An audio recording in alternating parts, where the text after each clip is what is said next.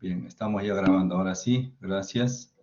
El CAD se debe incluir... No, el CAD no, el PDF del CAD sí, ¿ya? El plano entonces es el PDF del CAD, ¿no? Estamos hablando sobre la tarea, por si hay la consulta. Se debe enviar el PDF del CAD, el plano que se está presentando, ¿no? Para poder hacer las correcciones ahí dentro del sistema. Muy bien, entonces lo que estamos ahora definiendo, ¿no es cierto? ¿Qué es lo que vamos a completar el día de hoy? Como ya habíamos visto, pues en la condición biaxial, esto se va a resolver mediante estas ecuaciones de Bresler.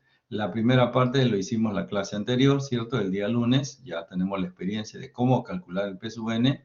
Y el día de hoy vamos a trabajar sobre la característica de cómo resolver cuando el valor de P de U es menor que 0.1 phi P sub 0. ¿Está bien?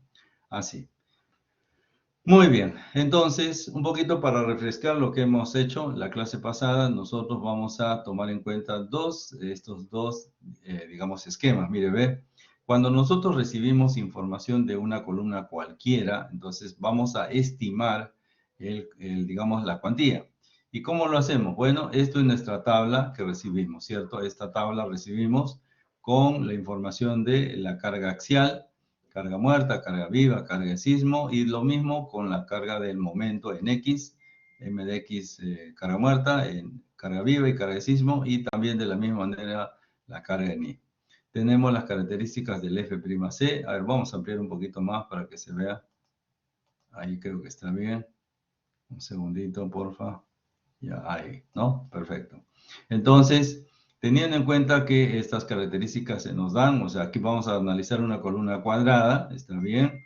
Y tenemos todos los datos que hubiéramos para trabajar, es decir, 4 centímetros de recubrimiento, el diámetro del estribo, las varillas longitudinales con las cuales vamos a trabajar y, en fin, todo ello nos lleva a determinar cuál sería el valor de, digamos, el valor de G, ¿no? ¿Qué cosa es el valor de G? Habíamos dicho que es 60 menos 2 veces el valor de D' y entre el valor de B, ¿no? Eso nos da 0.8. Entonces usamos esta tabla, ¿está bien? Tenemos una F'C de 280 y lo inmediato que hacemos es realizar las amplificaciones de carga, ¿no? Estas amplificaciones de carga ustedes deben reconocer que se trata del análisis de primer orden, ¿está bien? De primer orden, es decir, las combinaciones generan el primer orden. Aquí aparece una tabla adicional de segundo orden, ¿de acuerdo? Eso lo vamos a ver en un momentito, ¿de acuerdo? Entonces, por un momento, olvídense esto de que está aquí. Cuando nosotros entonces desarrollamos el análisis de primer orden, es decir, amplificamos las cargas de acuerdo a lo que nos viene, vamos a analizar para los dos casos, o sea, tanto en X como en Y, para cada una de las combinaciones, recuérdense que aquí tenemos 5 combinaciones, en X, o sea, el PU con el MUX, y 5 combinaciones más del PU con el MUI, ¿está bien? Y los tenemos acá. De tal manera entonces que, por ejemplo, nosotros en el primer caso tendríamos la carga P sub n, ¿no es cierto?, entre el A y G, y eso nos va a dar 0.46, ¿cierto? Y el RNX 0.17. Entonces nosotros graficamos 0.40, aquí está aproximadamente, y aquí tendríamos 0.17 aproximadamente, y eso nos da un texto entre 1 y 2%. Así que hacemos la lectura y le vamos a considerar aquí 0.17%, ¿cierto? O sea, 1.7%, perdón, 1.7%. Y así lo hacemos a lo largo de todas las combinaciones, tanto en la dirección en X, ¿está bien?, como la dirección en Y. Eso tenemos que hacerlo porque obviamente los momentos son diferentes, ¿está bien? A pesar que la carga es la misma, los momentos son diferentes. Y usted va notando, fíjese que si bien en la combinación 1 en X sale 17, o sea 1.7, en la otra sale 1.3, aquí sale 2.2, y aquí sale 1.3, quiere decir que sí hay diferencia. ¿Está bien? Sí hay diferencia. Por lo tanto, una vez que tengamos todos los valores, ¿no es cierto?, encontrados, estamos estimando, ¿correcto? Estamos estimando la cuantía. Entonces, tomamos el mayor de todos estos casos, ¿cierto? El mayor de todos ellos los tomamos para que podamos iniciar el análisis de condición biaxial. ¿Está bien? Repito entonces, para este análisis nosotros vamos a estimar una cuantía, ¿no es cierto?, a través del uso de la tabla y lógicamente ese valor será el máximo de la condición más crítica, ¿no es cierto? Entonces ahí tendríamos la cuantía con la cual vamos a iniciar el proceso de condición biaxial, el área y el área del acero, ¿no? Esas son las condiciones, ¿de acuerdo? Entonces aquí lo único que necesitamos es trabajar con las características de la primera amplificación, ¿ya? Tanto para el PU, MUX y el MUI y determinar naturalmente la cuantía de inicio. Muy bien, esto ya hemos realizado anteriormente, lo único que estamos haciendo es ratificar el uso del ábaco para la estimación. Bien, vamos entonces a la condición biaxial. En este caso, fíjense, voy a ampliar nuevamente, un poquito más, ahí, ¿no es cierto? En este caso, un segundito, esto que me está molestando. Aquí, ya, ahí tenemos, ¿no? Ahí estamos. Entonces, este es otro ejercicio, ¿está bien? Este es otro ejercicio en el cual tenemos también la carga axial, ¿cierto? La carga axial en su componente de carga muerta, carga viva, carga de sismo, sus momentos en X, ¿no es cierto? Sus momentos en Y, ¿no? Las características de este caso, por ejemplo, 280, 60 por 60. Bueno, y a pesar que, digamos, podemos tener esta información o no tenerla, vamos a trabajar en este caso en el cual no nos dan, imagínese usted, el recubrimiento del diámetro del estribo y la varillas a utilizarse porque no sabemos qué varilla vamos a usar al final. Entonces podemos estimar el D' como 6 centímetros, ¿de acuerdo? Habíamos trabajado en un inicio cuando no tenemos la información de recubrimiento, estribo y acero longitudinal, podemos estimar directamente 6 centímetros. Entonces, este caso lo vamos a trabajar con 6 centímetros, ¿de acuerdo? Y entonces eso nos va a dar definitivamente también un valor de 0.8, ¿sí? Si usted hace la relación, haga la prueba, por favor. 60 menos 12, que sería 48. 48 entre 60 me da 0.8, ¿no es cierto? Así. Muy bien. Entonces, lo primero que haríamos, como ya hemos visto en el caso anterior, es realizar las amplificaciones de carga. ¿Está bien? Realizamos las amplificaciones de carga y luego calculamos en X y en Y. Aquí solo he colocado una de las tablas, pero digamos colocamos en X y en Y las tablas y entonces tenemos en este caso, ¿no?, una cuantía del 1% para iniciar el proceso de verificación por condición biaxial. Muy bien, espero que hasta aquí todos estemos alineados, porque ahora comenzamos las verificaciones que vamos a realizar. Entonces, fíjense, lo que hacemos nosotros, repito, es estimar primero la cuantía para el criterio de amplificación de primer orden, es decir, 1.4, 1.7, 1.25 y así sucesivamente las 5 combinaciones. ¿Listo? Muy bien, si tenemos el 1% y la sección es de 60 por 60, tendríamos un área de 36 centímetros cuadrados. Si ya tenemos esos datos, entonces podemos calcular el P sub 0n. ¿Por qué? Porque el P sub 0n es la ecuación que habíamos dicho anteriormente, 0.85 del F'C, el área, ¿no es cierto?, de la sección, que vendría a ser, aquí está, 3.600, menos el área del acero, aquí lo tengo, y más el área del acero por 4.200, ¿no? Y todo eso, ¿no es cierto?, significa para nosotros el P sub 0. Como esa expresión nos va a dar en kilogramos, lo dividimos entre 1000 para que nos dé en toneladas. De tal manera que el P sub 0n nos sale 999.43 toneladas. Paso número 1. Paso número 2, necesito saber cuál es el valor dirimente, es decir, hasta qué valores va a consignarse el caso 1 y qué valores de PU vamos a consignar el caso número 2.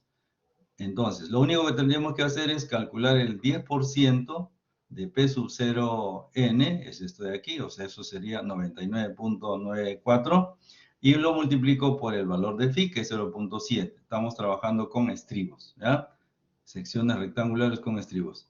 Eso significa que tendríamos un valor de 69.96, aproximadamente 70 toneladas, ¿de acuerdo? 70 toneladas. Entonces, ahora, ¿cómo voy a dividir en caso 1 y caso 2? Pues simplemente observo este valor y comienzo a analizar los PU de cada combinación, ¿de acuerdo? Los PU de cada combinación.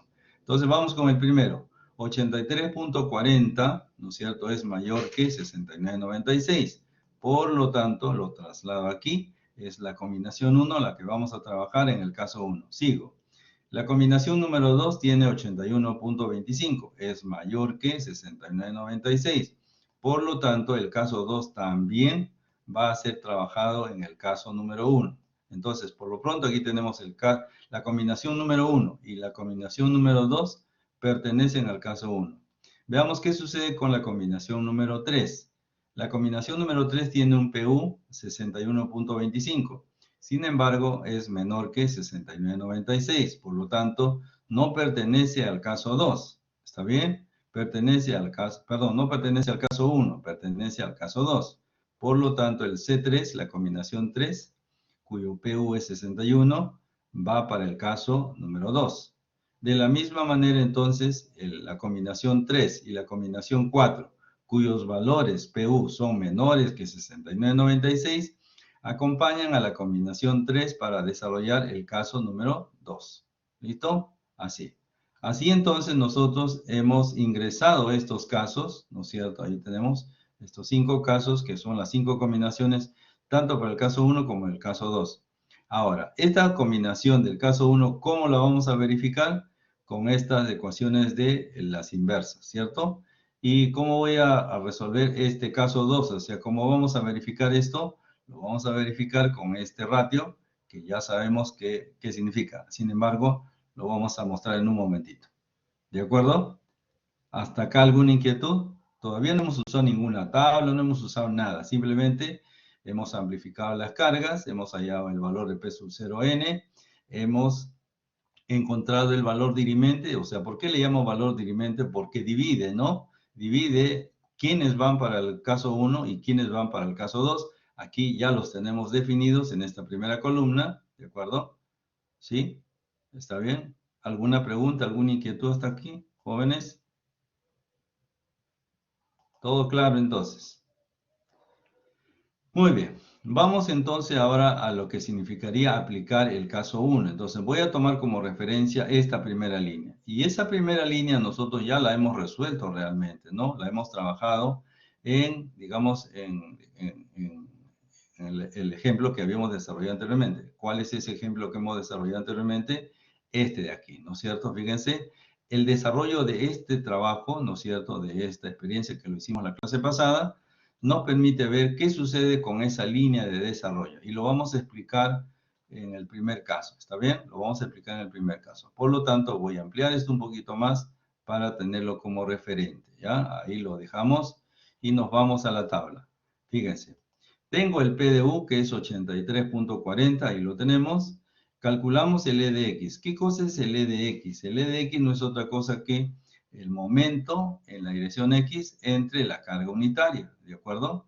Luego lo dividimos entre el valor de del H, que es 60 centímetros, pero en este caso, ¿no es cierto? Esto es en metros, por lo tanto, esto también será en metros, o sea, sería 0,17 entre 0,60, por favor, van chequeando ustedes la numeración, o sea, los números, 0. Repito, 17 entre 0.60 a 0.29, probablemente sea alguna cifra distinta porque esto está redondeada, ¿no? Pero está debidamente tabulada ahí, ¿no? Calculada internamente.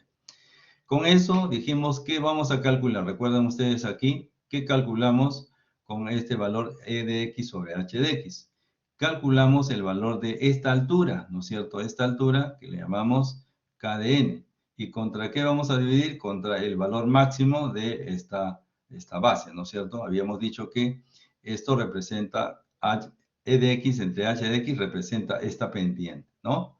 Representa esta pendiente. Aquí tendríamos entonces 0.45 entre 0.64 y me da 0.70.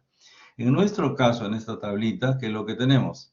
0.29, ¿no es cierto? Entre, voy a poner un poquito más acá a la derecha, entre, ¿qué valor tiene esto? 0.45, y eso me da entonces 1.57. Divida, por favor, 0.45 entre 0.29 y le da 1.57.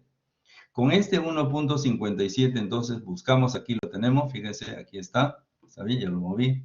Aquí estamos con esta línea, ¿no es cierto? Y luego desde el punto, tendríamos aquí desde este punto, ¿no es cierto? De este punto del origen, buscamos a la intersección acá arriba, ¿cierto?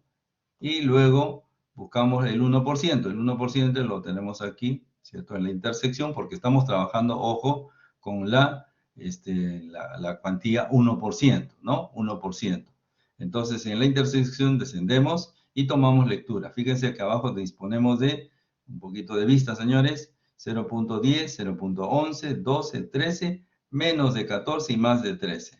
Le hemos asignado 0.137, ¿de acuerdo? A golpe de vista, 0.137.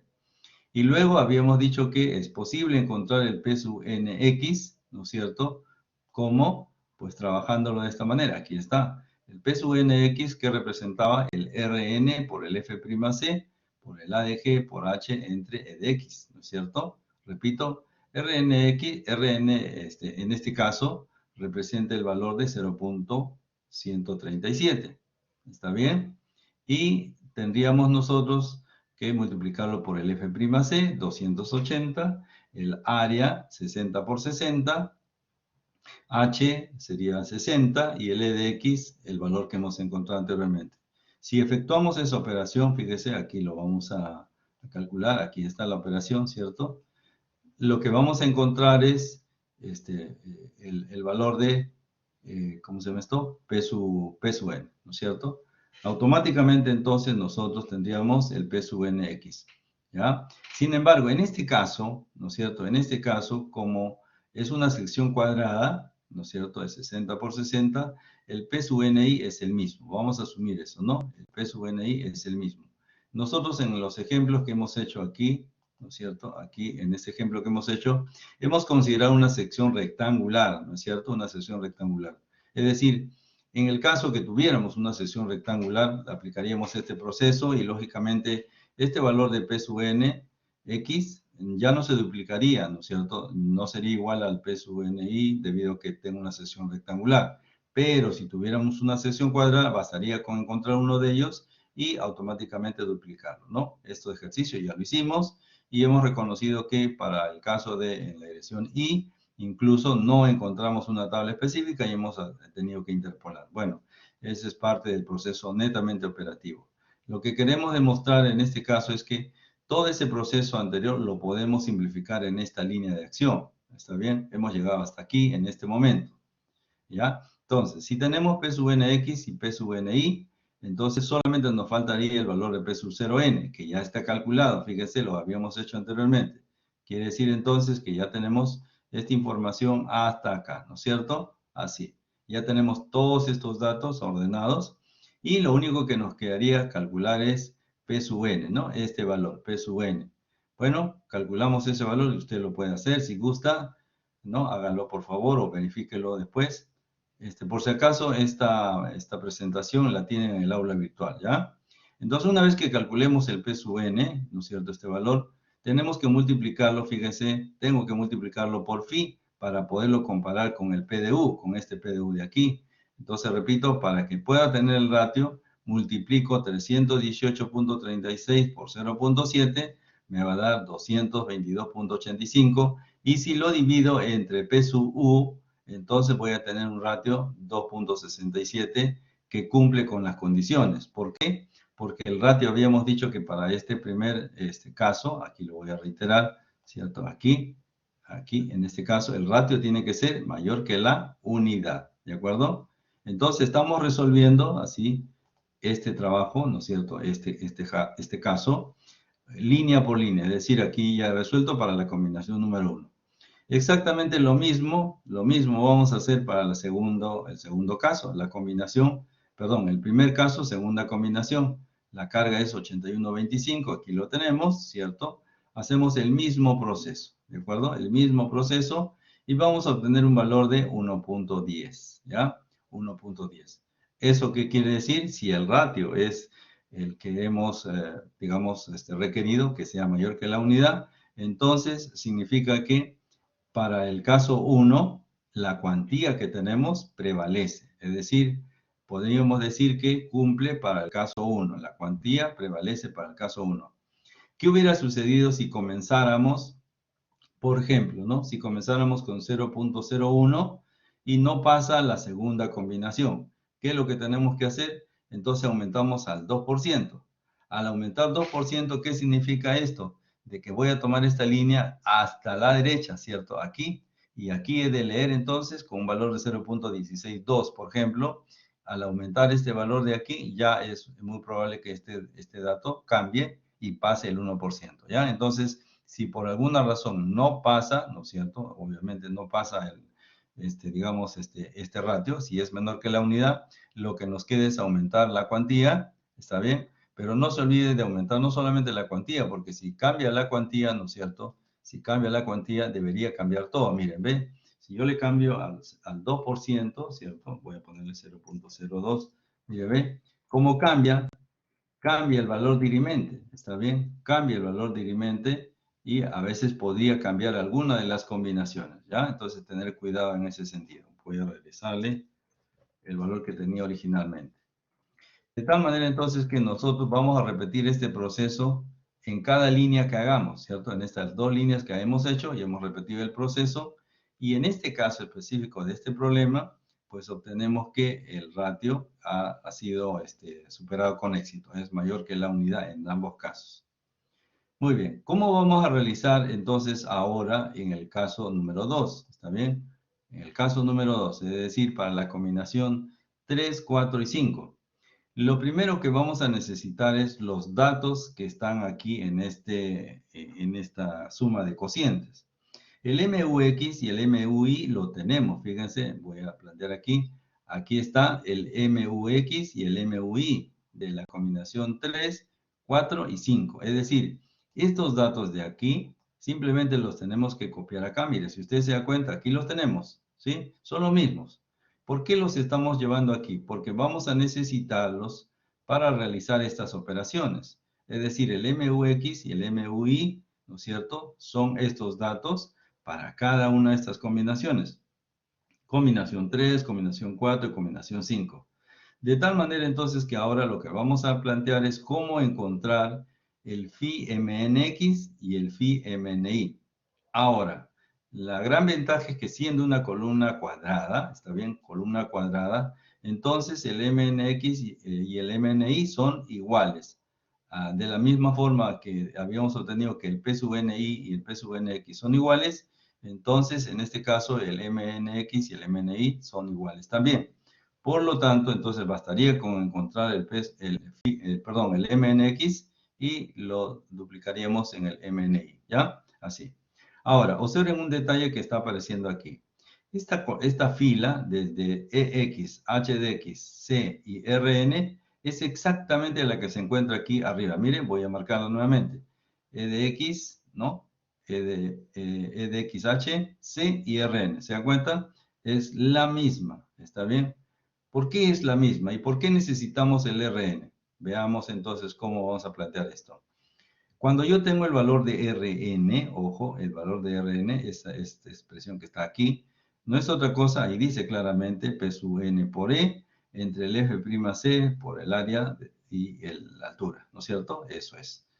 Sin embargo, fíjense, el P sub n por E es el Mn, repito, P sub n por E es el Mn, pero como yo necesito el MU porque phi MNX es el MU, entonces digo que esto puede ser MU si yo lo multiplico por phi y lo divido entre phi. ¿Está bien? Repito, aquí tengo el MN, ¿está bien? El MN, y si yo lo multiplico por phi, para no cambiar, tengo que dividirlo también entre phi. ¿Está bien? Y ahí lo tengo. Y entonces voy a cambiar. Ahora tengo el MU. ¿Está bien? Entonces yo voy a despejar MU, aquí lo tengo, pero el MU es phi por MN. ¿Estamos? Este término que está en el denominador pasa a multiplicar a Rn en el numerador y finalmente, ¿qué es lo que obtenemos? Que phi Mn es igual a phi por Rn por AdG por H y F' de C. ¿Cómo lo convierto en MNX o MNI? Bueno, MNX sería, si esto es phi MNX, sería phi Rn, eso no cambia tampoco, pero H sí cambia. H de X, ¿está bien? Aquí tendría el H de X. Entonces tendríamos, como el H en la dirección Y y X son iguales, entonces va a dar lo mismo que calcule el MNX o el MNI. ¿Está bien? Por lo tanto, fíjense, necesitamos el valor de Rn para que al multiplicarse, ¿no es cierto? Al multiplicarse por phi, por A de G, por H y F'C, tengamos el valor de phi mnx y el mni. ¿Listo? Muy bien. Eso hacemos aquí entonces. Calculamos el E de X. El E de X pues representa este valor entre este de aquí y luego lo dividimos entre el valor de 0.60. Y luego esto lo trabajamos aquí. Nuevamente calculamos el valor de C, que es la altura, ¿no es cierto?, para este gráfico. Y con esto en la intersección correspondiente, en este caso seguimos trabajando con el 1%, puedo encontrar el valor de Rn, que sale 0.12. Una vez que tengo este 0.12, fíjese, estamos ya aquí, entonces puedo encontrar el valor de phi mnx. Sería 12, 0.12, ¿no es cierto?, por 60 por 60, ¿de acuerdo? Phi, recuerden que es 0.7, 12 sería 0.7 por 0.12 por 60 al cuadrado por 60 por el F'C, que en este caso es 280 kilogramos por centímetro cuadrado. Sin embargo, este momento aquí le va a salir, ¿no es cierto? Este momento de aquí, lo voy a poner aquí, le va a salir en kilogramos por centímetro cuadrado, ¿no? Le va a salir en kilogramos por centímetro cuadrado. ¿Qué es lo que tenemos que hacer para que salga en toneladas por metro? Tengo que dividirlo entre 10 a la quinta. Aquí está, fíjense, entre 10 a la quinta. ¿Para qué? Para convertir su resultado en toneladas por metro. Entonces ya tenemos aquí 50.8, ¿no es cierto?, el valor cuyo resultado estará en toneladas por metro. Como el MNI, phi es también igual, le damos el mismo valor. Ahora, ¿cómo vamos a resolver esto de aquí? Bueno, simplemente lo que tendríamos que hacer es, ¿qué cosa? Tendríamos que hacer la división, ¿no es cierto? ¿Qué vamos a dividir? El MUX entre 50.8 más 7.5 entre 50.8, este es el segundo factor, y sumados esos dos me deben dar menor o igual que 1. Y aquí nos da 0.23. ¿Ya? En la combinación número 4 y en la combinación número 5 vamos a hacer exactamente lo mismo, ¿está bien? Y vamos a obtener lógicamente un valor de phi mnx y un valor phi mni, que a la hora de dividir, en este caso sería 50.5 entre 49, ¿no es cierto? 49.96, que es prácticamente lo mismo, más, aquí tendríamos, no, perdón, 21.92 entre 49.96, más 12.49 entre 49.96, y eso a la hora que dividamos nos va a dar, y sumemos, nos va a dar 0.69. ¿Listo? Repito, 21.92 entre 49.96 más 12.49 entre 49.96. Si sumamos eso nos da 0.69. Y obviamente en la combinación 5 hacemos exactamente. Una vez que lleguemos a estos valores, ¿no es cierto?, vamos a dividir 10.48 entre 55.04 más 2.19 entre 55.04. Y eso nos va a dar un valor de 0.23. Quiere decir entonces que en el segundo caso, todas las combinaciones que se han verificado han cumplido. ¿Que han cumplido con el ratio? ¿Cuál era el ratio para el caso número 2? Para el caso número 2, aquí está, el ratio tenía que ser menor que la unidad. ¿Está bien? Tiene que ser menor que la unidad. De tal manera entonces que para el caso 1, que es mayor que la unidad, todos cumplieron.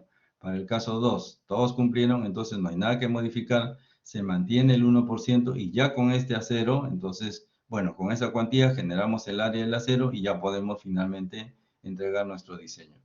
Ese es el proceso de verificación por condición biaxial, ¿de acuerdo? Por lo tanto, fíjese, el uso de los diagramas, ¿no es cierto? Estos diagramas, estos ábacos, ¿no es cierto?, van a depender de este primer valor. Una vez que usted tenga su gráfico, no va a cambiar de gráfico hasta que complete el proceso, ¿sí? Si por alguna razón alguno de los valores no cumple, por ejemplo, mire, ve, en la combinación número 2 el valor está bastante cercano al punto crítico, o sea que tiene que ser mayor que la unidad. Y en el caso número 2, la combinación número 4 está en 0.70, o sea, es el mayor, está cercano al límite, ¿no es cierto? Porque aquí debería ser menor que 1 y aquí mayor que 1. Entonces, tanto en la combinación 2 como en la combinación 4 están acercándose al límite, ¿no? Si alguno de ellos no pasara, tendríamos, como dije al principio, que cambiar de cuantía. Pasaríamos al 2% y entonces eso significa que el valor de esta línea vertical se va a desplazar a la derecha, por lo tanto el valor de Rn va a aumentar. Si aumenta el valor de n, como ya hemos visto, el valor de Rn se aumenta, mire, ve, aquí, si el valor de Rn aumenta, entonces el valor de phi mnx va a aumentar. Si el valor de phi Rn aumenta, estamos aquí, y esto tiene un valor específico porque eso no va a cambiar, entonces este cociente va a disminuir, por lo tanto se va a acercar por debajo del 1, que es el ratio pertinente, ¿ya? Así. Ahora, aquí hay una cosa que debemos tomar en cuenta. Mírenme, cuando nosotros avanzamos en estos trabajos, normalmente lo hacemos en orden, todo bonito, y no siempre eso es efectivo. ¿Por qué razón? Mírenme, la combinación 2 en el caso 1 y la combinación 4 en el caso 2 son los valores más críticos, ¿no es cierto? Si ustedes se dan cuenta, repito, en la combinación 2 alcanzamos 1.10, se está acercando al límite. Y en la combinación 4, en el caso 2, estamos acercándonos al límite, que es menor que 1, ¿cierto? Así. Ahora, es bueno reconocer por qué y en qué casos se da esta circunstancia de que estas dos combinaciones se acercan a los límites. ¿Cuál, digan ustedes, a ver, simplemente acordándose de las combinaciones, cuál es la relación entre la combinación 2 y la combinación 4? A ver, pensemos un poquito. ¿Por qué nos acercan al límite esas dos combinaciones? ¿Cuál es la relación? ¿Qué tienen en común las combinaciones 2 y 4?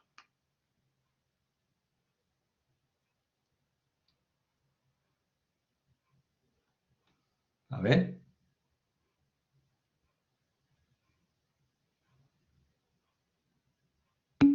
Muy bien, ahí tenemos una respuesta. Gracias por intentarlo. Un ratito, por favor.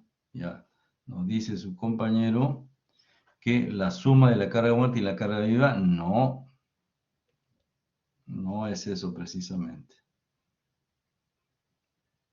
La combinación 2 tiene algo distinto a la combinación 1, ¿no es cierto? Y a pesar que la combinación 2, 3, 4 y 5 tienen lo mismo, es distinto en su concepción. A ver, por ahí, otra respuesta. Se restan. ¿Qué se restan, Yair? ¿Qué se restan? ¿O qué se suman? No. Bien, vamos a mostrar entonces, fíjese, está lo voy a dejar ahí, aquí. Aquí está, miren, ve, aquí están las combinaciones, análisis de primer orden. ¿Cuál es la relación entre la C2, la combinación 2 y la combinación 4? A ver, ¿quién lo detecta? Ahí está a la vista. ¿Cuál es la relación entre la combinación 2 y la combinación 4? ¿Qué tienen en común?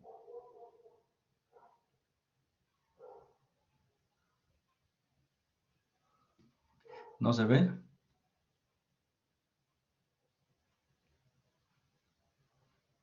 Jóvenes, ¿no se ve? A ver, el último intento. A ver, ¿qué me dice? Muy bien, así es. La carga de sismo. Sin embargo, la carga de sismo, así es, Gabriel, muy bien. La carga de sismo, sin embargo, la combinación 2, 3, 4 y 5 tienen carga de sismo. Pero hay un detalle. La combinación 3 restamos, ¿no es cierto?, del total la carga de sismo. Y la combinación 5 restamos del total la carga de sismo. Solo en la combinación 2 y en la combinación 4 la carga de sismo se incrementa, ¿de acuerdo? Solo en la combinación 2 y en la combinación 4 la carga de sismo se incrementa. Muy bien, ¿qué significa esto?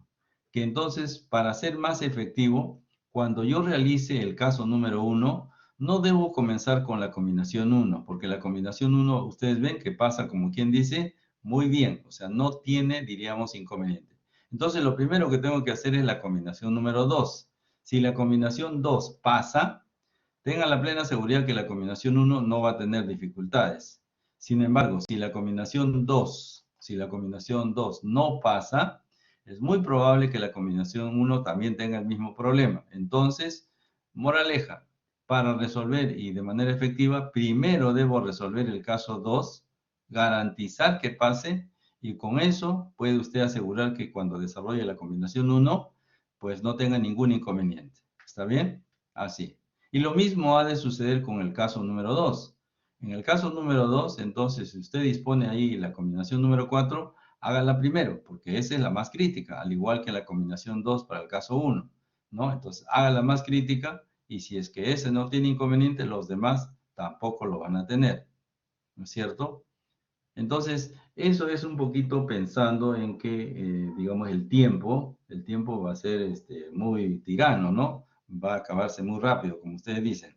Sin embargo, también es cierto que hay que analizar cómo es este procedimiento para que podamos optimizar el uso. Aquí le estoy dando una herramienta, ¿no? Haga usted la combinación 2 del caso 1. Si ese pasa, no hay problema con la combinación, perdón, hacemos la combinación 2 y luego hacemos la combinación 1. Y en el caso 2, haga usted la combinación número 4 y luego ya completa con los demás. ¿Listo? ¿Está bien? ¿Alguna consulta, alguna duda al respecto? Ahora, las tablas, ¿no es cierto? En el caso, a ver, tenemos una consulta o tenemos, dice el profesor, la PC es la semana que viene, los temas de la PC2 serán hasta lo que avancemos hoy. Sí, correcto, así es, hasta lo que avancemos el día de hoy. Muy bien.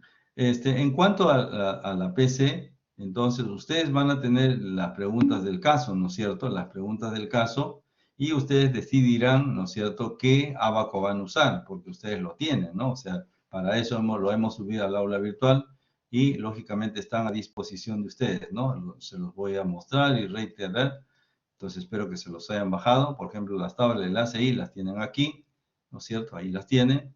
Ahí tenemos la de 0.6, 0.7, 0.8 y 0.9. Normalmente usamos esas, ¿ya? Y entonces usted simplemente se tiene que bajar el material y trabajarlo, ¿no? Por eso es que aquí lo podemos nosotros bajar, ¿ya? Muy bien, hay otra pregunta, creo. Ok, no, sí, no hay problema. Por si acaso, la prueba, ¿no es cierto?, será el próximo jueves a esta hora, estaríamos ya en prueba, y la prueba va a comenzar lógicamente a las 7 en punto, ¿no? A las 7 en punto. Vamos a ver si nos damos 10 minutos antes para poder bajarnos la prueba, revisarla, ¿no es cierto?, y poder desarrollarla en su totalidad de tiempo, ¿no? Los 110 minutos, ¿ya? Eso lo vamos a revisar en la próxima clase. El día lunes vamos a dar las pautas necesarias de este caso. De tal manera entonces que hasta lo que hagamos el día de hoy, que nos falta un poquito más de tema, ya tendríamos completo el panorama para la práctica. Muy bien. Esto representa entonces la verificación de una columna por consideración biaxial. ¿Sí? Me gustaría saber si hay alguna inquietud. Estas imágenes, ustedes ya la tienen en el aula virtual. Fíjense, se los voy a mostrar, ¿está bien? Para que lo revisen cuanto antes, ¿no? Por ejemplo, esta de aquí. Esta es la primera, ¿no es cierto? Y la vamos a seguir usando en un momentito. Y en el caso de la segunda la tenemos acá. ¿Está bien? Ahí la tienen ustedes con la plantilla, el gráfico y todo, ¿no? ¿Está bien? La tenemos ahí. Pero aún no hemos terminado, ¿ya? Aún no hemos terminado porque lo que pasa es lo siguiente. El siguiente tema es esbeltez. Así que vamos a ver un poco respecto a la introducción, respecto a esbeltez. Y si es que nos faltase el tiempo, ya la próxima clase lo completamos. Pero todo lo que planteemos el día de hoy servirá de base para la práctica, ¿no? Así es, ¿ya? Solamente lo que hagamos el día de hoy. Muy bien, entonces vamos a revisar qué nos dice la norma respecto a la esbeltez y luego vamos a regresar a estos mismos gráficos. ¿Qué pasa y de qué manera voy a trabajar cuando tengo esbeltez? ¿Ya? ¿Listo? Entonces vámonos ahora a reconocer qué nos dice de esbeltez el capítulo 10 de la norma, ¿no? En el capítulo 10 de la norma, ojo, estamos siguiendo, por si acaso, estamos siguiendo simplemente digamos, este orden, ¿no? Este orden que tenemos aquí. Y bueno, si bien es cierto, esto ya se terminó, el siguiente capítulo es este de acá. Diseño de columnas esbeltas, ¿está bien? Y vamos a ver qué cosa es el concepto de una columna esbelta, cuáles son sus efectos, ¿no es cierto? Cuando una columna pertenece a un pórtico arriostrado y un pórtico no arriostrado, qué cosa es el análisis de segundo orden y qué cosa es la amplificación de momentos para el análisis de segundo orden. Eso es lo que vamos a ver, ¿ya? Pero antes vamos a revisar lo que nos indica la norma, ¿ya? En el caso de la norma, específicamente en el 10.10, nos plantea el efecto de esbeltez. Vamos a buscarlo en 17, 18, 19 y 10.10. Aquí está, miren, ve. En el 10.10, estamos, nosotros tenemos el efecto de esbeltez, aquí, para el diseño de elementos a compresión. En ese sentido, entonces, nos indica claramente aquí, miren, ve, excepto en lo permitido 10.10.2, el diseño de elementos a compresión, vigas arrastradas y otros elementos de apoyo deben estar basados basado en las fuerzas y momentos amplificados obtenidos a partir del análisis de segundo orden. Ojo, análisis de segundo orden. ¿Qué significa esto de análisis de segundo orden? Significa que tendremos una segunda amplificación. ¿Y cuál es la primera amplificación? Bueno, la primera amplificación es las combinaciones de carga. ¿Está bien? Eso significa que vamos ahora a ampliar, pero no todo se va a amplificar. Aquí se va a amplificar solamente los momentos. Fíjese, aquí dice momentos magnificados, ¿no es cierto? Entonces, repito, la amplificación que se va a dar por efecto de esbeltez va a ser a los momentos, nada más, no a las cargas axiales. Por lo tanto, nosotros vamos a tener que amplificar las cargas, ¿no es cierto?, de los momentos en MX y en MY, ¿de acuerdo? Así. ¿Y cómo los vamos a amplificar? Bueno, aquí viene el detalle. Nosotros vamos a amplificar de acuerdo a este criterio que nos parece el más razonable. Este criterio, porque hay más de un criterio, ¿ah?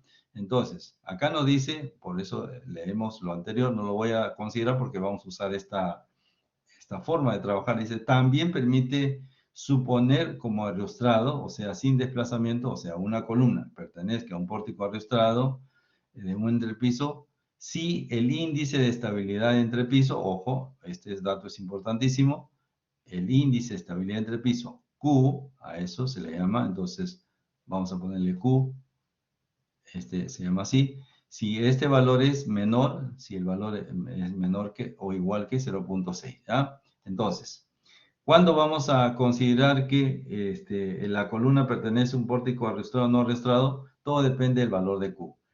Sin embargo, ¿qué significa arrastrado o no arrastrado? Cuando es arrastrado, o sea, cuando la columna pertenece a un pórtico arrastrado, entonces no tenemos que considerar el efecto de esbeltez. Ojo, cuando nosotros, repito, reconocemos que una columna pertenece a un pórtico arrastrado, es decir, cuyo valor del índice de estabilidad entre pisos, como dice acá, es menor o igual a 0.06, entonces no vamos a considerar el efecto de esbeltez. Entonces la pregunta será, ¿y cuándo vamos a considerar el efecto de esbeltez? Cuando la columna pertenece a un pórtico no arrastrado. ¿Qué significa que sea no arrastrado? Que el índice de estabilidad entre piso es mayor que 0.06, pero es menor que 2.5. ¿Listo? Así. Entonces, si es menor que 0.06, el valor del índice de estabilidad entre piso, entonces no hay efecto de esbeltez. ¿Qué significa que haya efecto de esbeltez? Bueno, habrá una segunda amplificación. De tal manera entonces que nosotros tenemos que tener cuidado con ese valor, ¿no? El índice de estabilidad entre piso. Sin embargo, hay valores que no vamos a poder tomar en cuenta. Es decir, por ejemplo, este índice de estabilidad entre piso dice acá en la sumatoria de las PU por el delta sub 0 entre BUS entre HE. ¿Qué cosa? Bueno, la sumatoria de cargas últimas, sí, lo podemos entender, ¿no es cierto? Como las cargas de los diferentes entrepisos, y la sumatoria significa el acumulado. Pero el delta sub 0 representa la deformación, aquí está, la deformación relativa entre el nivel superior e inferior de entrepiso, considerando las fuerzas laterales. Estamos hablando de cargas de sismo. Esto de aquí se le llama deriva, ¿de acuerdo? Se llama deriva. Es un término de ingeniería antisísmica. De tal manera que entonces no podríamos calcular eso de ninguna manera porque nos falta el curso de sismo-resistencia. Así que no podríamos pedirle esta información a menos que le demos esos valores y usted pueda calcular el valor de Q, ¿de acuerdo? De la misma manera, el BUS no es otra cosa que la fuerza cortante amplificada de entrepiso debido a la carga lateral, o sea, carga de sismo.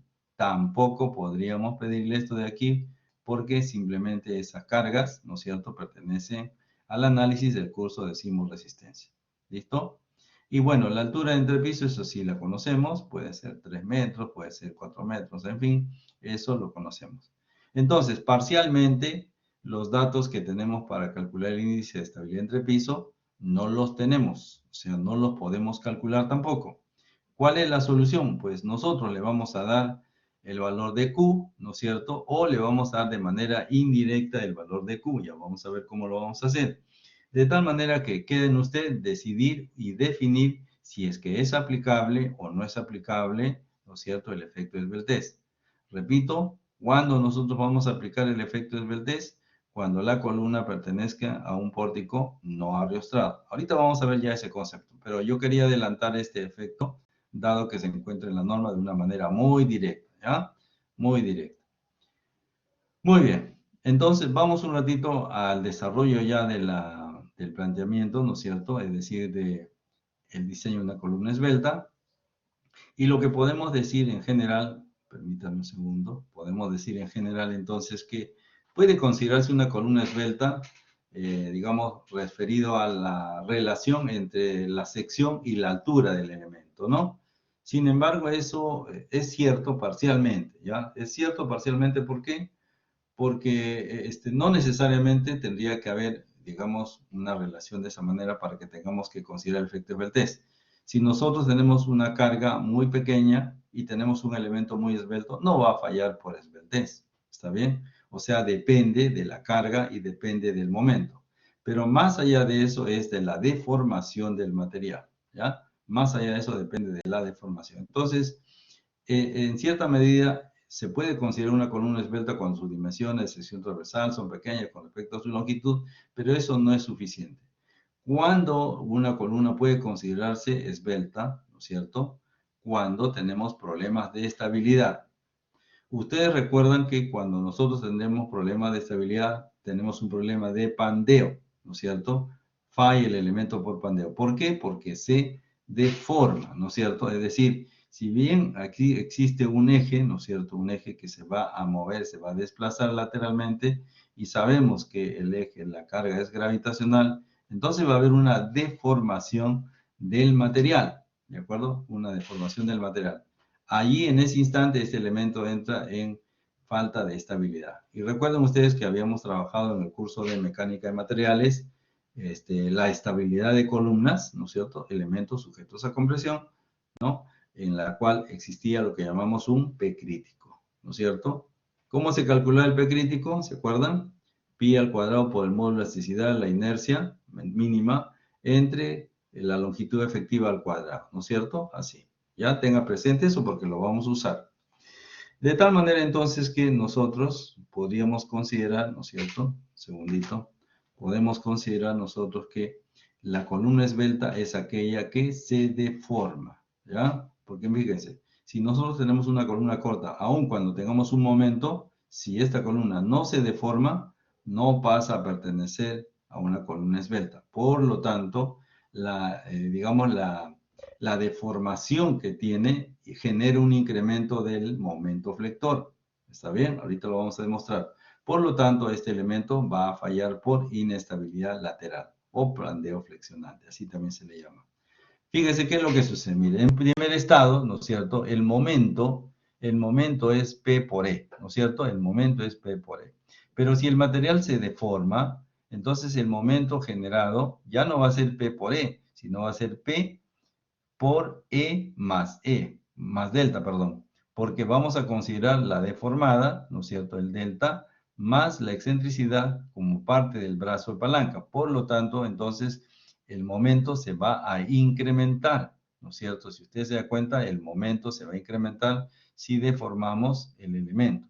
Entonces, esta deflexión, ¿no es cierto?, incrementa el momento, para los cuales la columna debe ser diseñada entonces con un segundo incremento, es decir, las combinaciones de carga no son suficientes, entonces las combinaciones, que es el análisis de primer orden, no es suficiente, ¿no es cierto?, para el diseño de la columna. ¿Por qué? Porque si estamos reconociendo que el momento se ha incrementado por la deformación del material, el momento ha de incrementarse. Entonces, Entonces, eso es razonable pensar en que el efecto de esbeltez se aplica a los momentos, no a las cargas axiales, ¿de acuerdo? Eso lo veremos en un momentito. Muy bien. De tal manera entonces que podemos reconocer que las combinaciones, las distintas combinaciones de momento y carga nos generan líneas de falla. Por ejemplo, esta línea de color azul con esta pendiente es una columna corta, o sea, es estable, ¿no es cierto? Pero no falla por flexión, no falla por inestabilidad, sino falla por aplastamiento. Es decir, la carga es más importante que el momento, sin embargo hay un equilibrio entre ellas de tal manera que forman esta pendiente. Y obviamente fallan por aplastamiento, el material se aplasta, ¿ya? Entonces, cuando nosotros tenemos ya una variación del momento, o sea, la carga comienza a disminuir y el momento comienza a crecer, entonces vamos a tener una falla del material, esta línea verde, y cuando tenemos un momento muy alto, ¿no? El momento, fíjese, crece hasta por acá más o menos, y la carga axial disminuye, entonces tenemos falla por estabilidad. ¿Por qué? Porque el momento, ¿no es cierto?, al ser incrementado más la deformada del elemento, entonces estos elementos van a fallar por estabilidad. Aquí entonces se puede ver estas tres curvaturas, falla de la columna corta por aplastamiento, la falla del material combinado con un poco de esbeltez, y en este caso ya si la carga es mucho menor y el momento es mucho más alto, la columna va a fallar por inestabilidad, ¿no es cierto? Esto es repetido, ¿ya? Así, entonces podemos distinguir una columna corta, aquella que falla por aplastamiento, ¿cierto? Y una columna esbelta que falla por incremento de la carga de los momentos. Eso significa entonces que cuando hablamos de esbeltez de una columna, es que estamos considerando la deformada del material. ¿Está bien? Estamos considerando la deformada del material. Por lo tanto, va a existir un momento perdón, de segundo orden. ¿Qué cosa es el momento de segundo orden? Bueno, fíjense, el momento de primer orden, voy a colocarlo por aquí, el momento de primer orden es el MU. Y el MU tiene las distintas combinaciones de carga, ¿cierto? Distintas combinaciones de carga. Combinación 1, combinación 2, combinación 5. ¿Está bien? Así. Pero el análisis de segundo orden ya no se va a llamar MU, se va a llamar MC. Y este MC va a estar multiplicando dependiendo, ¿no? Si tenemos carga muerta o carga viva, vamos a trabajar con un delta de NS, ¿sí? Con un delta de NS. ¿Qué es un delta de NS? Es un factor mayor que la unidad. Y cuando tenemos carga de sismo, vamos a amplificarlo con un delta de S, ¿ya? Es decir, existen entonces dos mecanismos para incrementar la carga. ¿Pero la carga de quién? Del momento. Porque la carga axial, ¿no es cierto?, se mantiene como tal. Entonces, repito, si yo tuviera en una tabla los datos que normalmente vienen, por ejemplo, lo que viene es lo siguiente, ¿no? Así, para darlo solamente como una referencia. Aquí, las cargas, carga muerta, carga viva, entonces carga de sismo, y aquí tendría P, MX y MI, ¿no es cierto?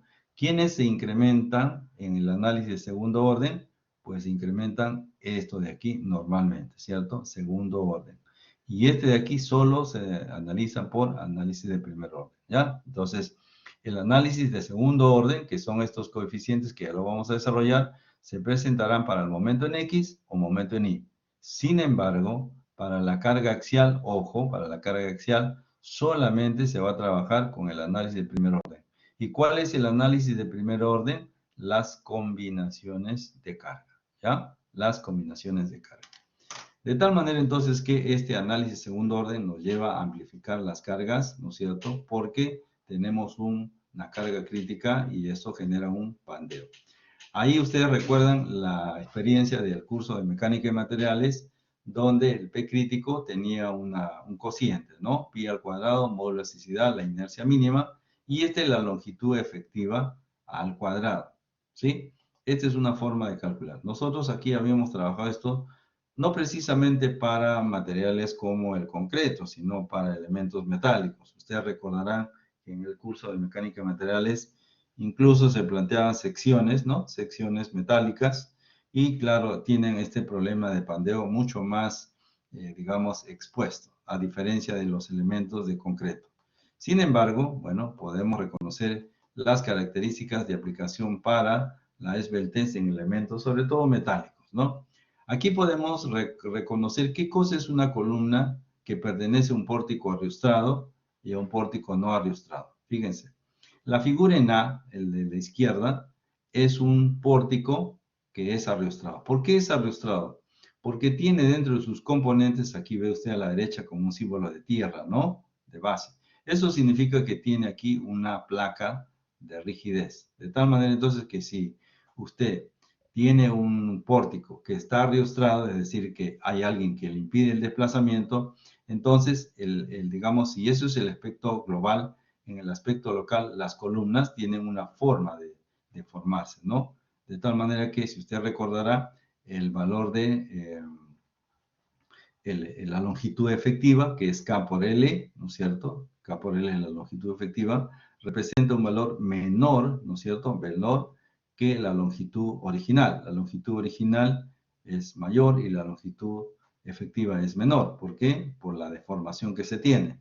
En ese sentido, entonces, cuando sucede esto es un pórtico arriostrado. Entonces, cuando la columna pertenece a un pórtico arriostrado, ¿qué sucede con su P crítico?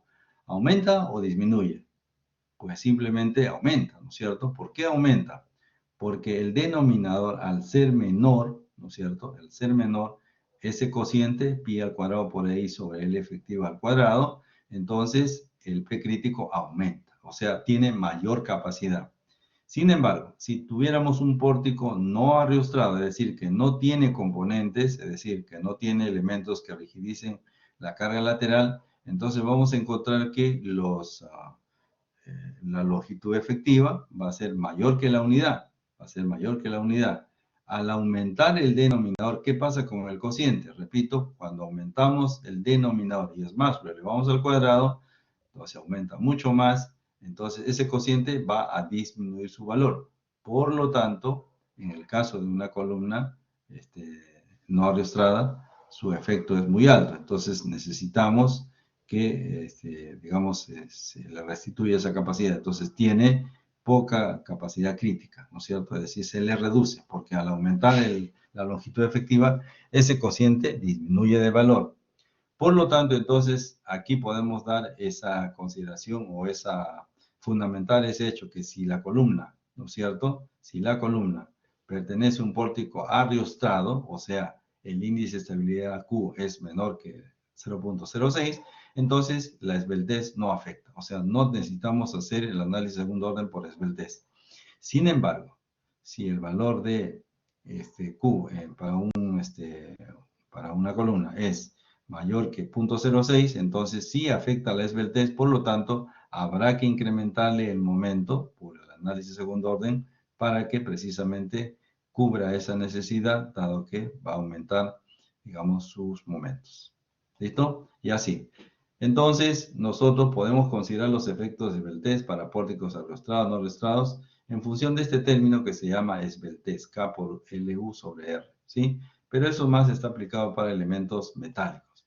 Y el análisis que se hace es a través de lo que llamamos estos nomogramas de, ¿cómo se llama este señor? ¿Dónde estás? Ya se me fue por aquí, este señor. Jackson Moreland, ¿sí? Jackson Moreland. Fíjense, aquí podemos, voy a sacar esto un momentito, para columnas arriostradas, fíjese, si calculamos el trinche A y el trinche B, ¿qué cosa es el trinche A, el trinche B? En realidad es el nudo superior y el nudo inferior, ¿ya? El nudo superior y el nudo inferior. ¿Qué cosa es en el nudo superior el trinche? Bueno, la sumatoria de la inercia entre la longitud de las columnas entre la sumatoria de las inercias respecto a la longitud de las vigas, ¿no? Así. Entonces, esa relación lo que nos va a permitir es reconocer que el valor de K, ¿no es cierto? El K acompaña a la longitud real para hacer la longitud efectiva. Ese valor va a ser menor que la unidad. Ustedes, si se da cuenta, siempre va a ser entre 0.5 y 1, ¿no? En columnas arrastradas, entonces no va a tener el efecto de esbeltez. Sin embargo, cuando tenemos el trinche A y trinche B para encontrar el coeficiente de longitud efectiva, para columnas no arrastradas, observe usted, los valores van a ser siempre mayores que la unidad. ¿Está bien? Pueden llegar hasta 20 o hasta infinito. Sin embargo, ¿no es cierto? Vamos a reconocer que como consecuencia de ellos, sí es obligatorio afectar, ¿no es cierto?, el análisis segundo orden. Y ese análisis de segundo orden va a ser en función de esos dos coeficientes, el delta de NS y el delta de S, ¿de acuerdo? Y eso lo vemos de inmediato un momentito más acá. Ya, aquí, ya específicamente para columnas esbeltas de concreto armado, ¿no es cierto? Tenemos este índice de estabilidad entre el piso, ¿no es cierto? De tal manera que se considera una columna que pertenece a un pórtico arrastrado cuando el índice de estabilidad entre el piso es menor que 0.06, ¿no es cierto? Al ser considerado arrastrado, entonces la columna no necesita el análisis de segundo orden, o sea, no necesita amplificar por segunda vez. ¿Sí? Así. Siendo arrastrado, repito, no necesita. ¿Está bien? Pero también es cierto de que el cálculo de estos elementos, ¿no es cierto? Pues si es que le damos la información completa, usted podría realizar esta operación, ¿no? Pero si no tienes información, simplemente nosotros se la vamos a dar, ¿ya? Sea el valor de Q o sea el delta de NS o el delta de S, ¿no? ¿Por qué? Porque realmente el cálculo de estos elementos no es tan simple. Miren, vamos a mostrarle. Aquí lo que les explicaba. El M2 es el mayor de los momentos de una columna. Es decir, una columna tiene dos momentos, uno superior y uno inferior. Y uno de ellos es mayor que el otro. Entonces, el M2 siempre es el mayor. Entonces, este es un MU. Ahora, el MU multiplicado por el delta NS me da el MC, lo que les decía hace un momentito, ¿no es cierto? Es decir, esa es la segunda amplificación. El MU representa las combinaciones, ¿está bien? Las combinaciones. Y el delta NS es repito, un número mayor que en la unidad que nos permite incrementar, ¿no es cierto?, el momento. Y ese momento final ya no es MU, ahora es MC. Muy bien, ¿cómo se calcula el delta de NS? Bueno, ahí tiene usted esta expresión y esto tiene que ser naturalmente mayor que la unidad, ¿ya? Sin embargo, no nos vamos a detener, ¿no es cierto? No nos vamos a detener a esto porque no nos corresponde. Aquí hay cosas que deberíamos manejar sismoresistencia primero para poderlo entender. Repito, lo que sí sabemos es de que el delta de NS se aplica a las carga muerta y a la carga viva. En el caso de el delta de S, ¿no es cierto? Aquí lo tenemos, se aplica a las cargas de sismo, ¿ya? Y existe una relación, fíjese, existe una relación entre el delta de S y el Q, o sea, el índice de estabilidad entre piso. Eso quiere decir que si nosotros le damos el valor delta de S, usted podría calcular tranquilamente el valor de Q, despejando obviamente de esta expresión. Repito entonces, el delta de S es 1 sobre 1 menos Q. Se puede calcular entonces el Q a partir del delta de S. Entonces, lo que vamos a tener es lo siguiente, que vamos a aplicar en los nuevos momentos, ¿cierto? Tendríamos el delta de NS para los momentos de carga muerta y carga viva, y el delta de S para los momentos que tienen carga de sismo, sea el momento superior o inferior. ¿Listo? Así. Bueno, el delta de S también se puede calcular de esta manera y como ya les dije, hay cosas que no vamos a poder manejarlas de momento, ¿no es cierto? Y lógicamente eso queda para un entendimiento después del curso de sismoresistencia. ¿Listo? Y así. Entonces, con esto ya tenemos una buena idea, en todo caso, de lo que significaría la esbeltez, ¿no es cierto? La esbeltez en las columnas, ¿ya? En las columnas. De tal manera que ahora entonces vamos a plantear un pequeño ejercicio para que ustedes vean la aplicación de el efecto de esbeltez. Y precisamente lo vamos a hacer en este esquema, es decir, en este esquema que ya habíamos trabajado, pero que significa para nosotros, un segundito, ahí estamos, miren, ¿ve?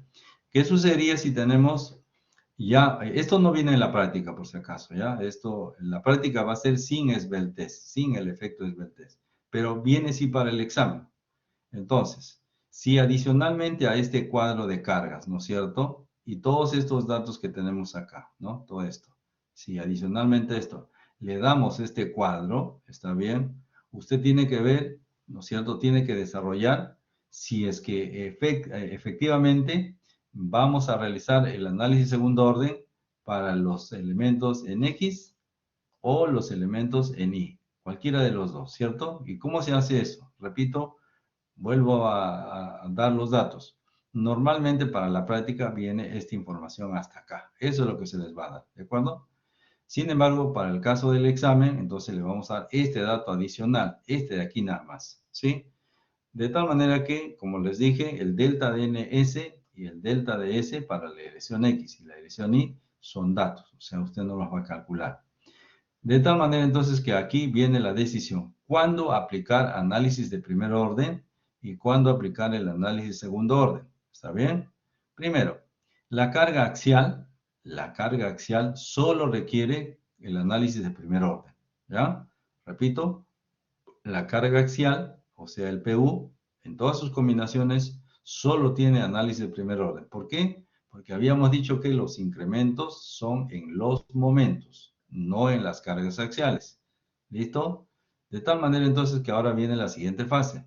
¿Dónde voy a aplicar el análisis de segundo orden? ¿En MUX o en el MUI o en los dos? ¿Cómo saber eso? Bueno, aquí está lo que debemos saber.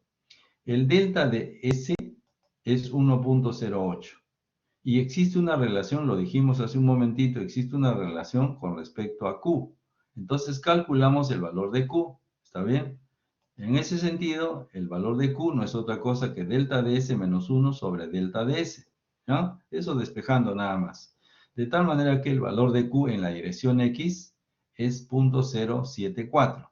Pregunto, ¿los momentos MUX serán analizados por el segundo orden? ¿Sí o no? A ver, ¿qué me dirían ustedes? Si el valor de Q es 0.074, ¿los momentos MUX serán amplificados por el análisis segundo orden? ¿Sí o no? A ver, ¿qué me dicen ustedes?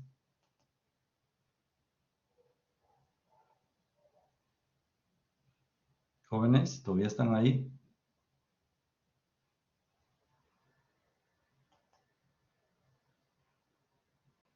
Se quedaron calladitos. Estamos preguntando entonces, para este caso, si yo encuentro el valor de Q en la dirección X, ¿cierto? De 0.074, lo que pregunto es, ¿el MUX será afectado por el análisis segundo orden? Es decir, tengo que multiplicarle por el delta de NS, el delta de S, ¿sí o no? ¿Qué haríamos ustedes? ¿Qué harían? ¿Le aplicamos o no?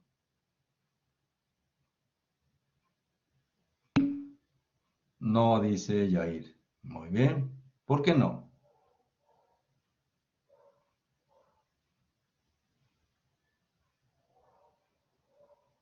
A ver, ¿qué habíamos dicho nosotros por acá? Dice, solo afecta el primer orden. ¿Qué habíamos dicho nosotros acá? Miren, voy a regresar. Esta no, este es el otro, el otro, el otro, el otro. Un ratito. Aquí. ¿Qué habíamos dicho nosotros aquí? Vamos a poner en la parte final, ¿ya? Aquí. Un ratito. Un segundito. Bueno, aunque está aquí, bueno, que también está acá, ¿ah? Ya, ¿qué habíamos dicho acá?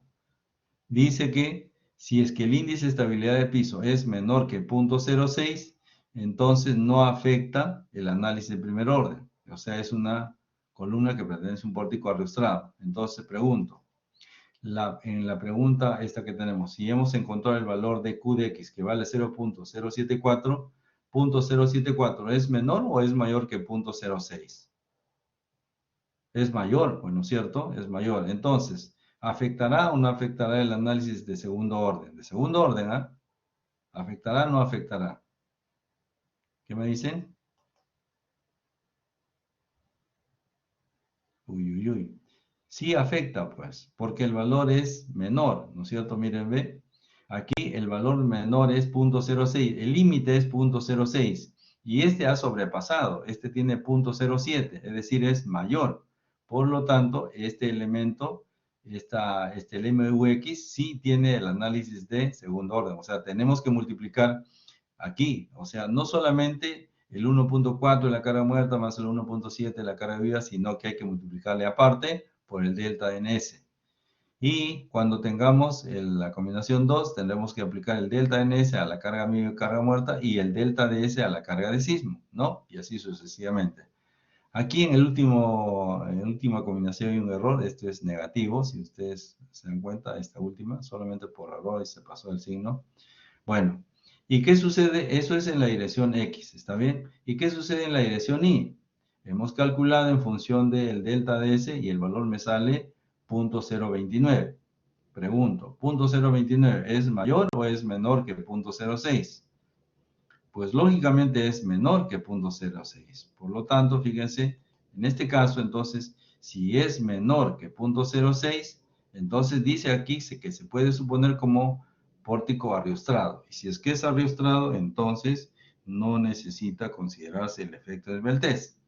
¿Está bien? Si es arriostrado, no necesitamos considerar el efecto de esbeltez. Si es mayor que 0.06, entonces sí es que hay que considerarlo como afectado por el efecto de esbeltez. Quiere decir entonces que en este problemita, en la dirección en X, sí tengo que hacer el incremento por segundo orden. Y en la dirección Y, no, solamente me queda el análisis de primer orden. ¿De acuerdo? Así. De tal manera entonces que, a ver, les voy a ampliar un poquito más para que se den cuenta que lo que estoy hablando aquí, lo que estamos diciendo es lo siguiente, que cuando hay el PU, lo voy a hallar con estas combinaciones de aquí, primer orden, ¿de acuerdo? Primer orden. El MUX con el segundo orden, ¿no es cierto? Esto, el MUX con el segundo orden. Y el MUI, esta de aquí, va a ser con el primer orden, nada más, así. Y ya con esto se repite todo lo demás, ¿de acuerdo? Con esto ya se repite todo lo demás. Todo lo que vimos anteriormente se da, pero considerando el efecto de esbeltez, ¿de acuerdo? Entonces, para el examen, ya esto es para el examen, entonces ya vendrá en función de el delta NS y el delta DS para que usted pueda, naturalmente, trabajar y verificar qué condiciones se dan para la dirección X y la dirección Y, ¿ya? Si es análisis primer orden o análisis segundo orden.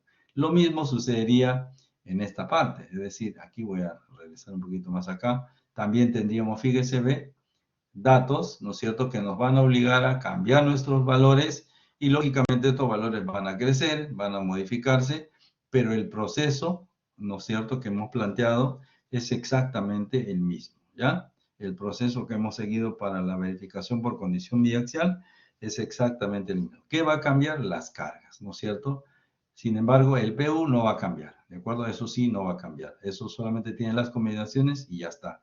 ¿Quiénes van a cambiar? Los MUX o IO, el MU I. ¿Estamos? Muy bien, señores. Hasta aquí es la práctica del día jueves próximo. ¿Alguna pregunta? Repito, este material que estamos observando lo tienen ustedes ya en el aula virtual. Lo pueden revisar ahí, ¿no es cierto? Y me gustaría saber si hay alguna inquietud, algo que podemos aclarar. ¿Va a subir el Excel? No, lo que vamos, ya está subido, ya se ha subido la pantalla, ¿no? Es decir, una captura de pantalla. Lo que tenemos aquí es, ahí lo tiene usted, ¿no? Es una captura de pantalla. Eso es lo que se va a subir. ¿Listo? ¿Otra pregunta? Muy bien, sé que están preocupados por su tarea, así que los voy a dejar completar, ¿no es cierto? El plazo vence a las 9 de la noche y la próxima semana seguiremos avanzando en nuestro curso con miras a, obviamente, a la evaluación de la práctica número 2, ¿está bien? Y en la próxima clase hablaremos de manera específica de la PC2. Sí, será hasta la verificación por condición biaxial sin esbeltez, ¿ya? Pero lo que sí puede venir de esbeltez son los conceptos, ¿no? Por ejemplo, una pregunta teórica podría ser. Lo que sí viene, lo que hemos desarrollado el día de hoy, o sea, los conceptos, ¿ya? Así es, de teoría, ¿sí? Y claro, también tendremos ejercicios. Dice, en lo que se envía el informe, las vigas y la columna. Sí, correcto, así es. Informe y plano, ¿no? Informe y plano, las dos cosas, ¿ya? Todo en PDF, por favor, para poderlo corregir ahí mismo y poder dar ya la retroalimentación un poquito más adelante. Muy bien, jóvenes, ¿alguna otra pregunta?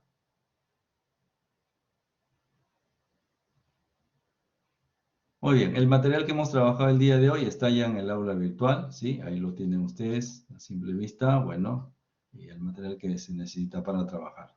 Bien, y lógicamente el repositorio para ustedes envíen su material. No se olviden de colocarle por favor en el título el grupo, ¿ya? Y los integrantes de cada grupo. ¿Listo? Muy bien, jóvenes, eso sería todo. los dejo, sigan trabajando, sé que van a enviar su informe lo más antes posible, así que espero que lo hagan a tiempo, ¿ya? ¿Listo? Ok. Buenas noches a todos, gracias. Un poquito de música, estamos muy tensos, ¿sí? Ok. Buenas noches a todos. Nos vemos la siguiente sesión de mediante el día lunes, ¿sí? Gracias. Buenas noches a todos. Buen fin de semana.